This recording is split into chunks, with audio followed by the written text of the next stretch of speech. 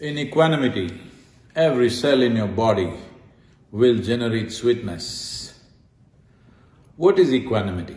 How will one become equanimous?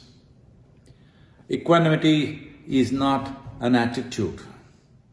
Equanimous means the discriminatory, the discerning process of the intellect has been rested.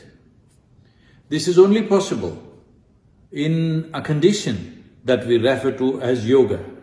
The word yoga means you have obliterated the boundaries of your individuality. As long as you're identified with your individual framework, your individual psychological framework, physiological setup, equanimity is not possible because it's always as long as what is me is strongly here, there is me versus you.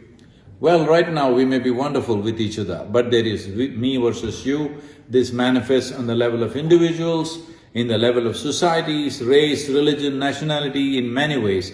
But fundamentally, it is because we have a boundary that there is bound to be a conflict.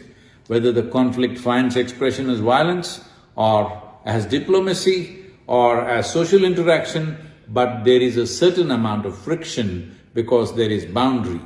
So an identification with limited boundary and equanimity cannot happen. Only when you manage to obliterate the boundaries of your individual nature, then there is equanimity. In this equanimity, every cell in your body will produce something that we call as amrita. That means your life is generating the juice of life in its highest level of exuberance and sweetness. This every human being can experience if only they are willing to keep their own boundaries aside.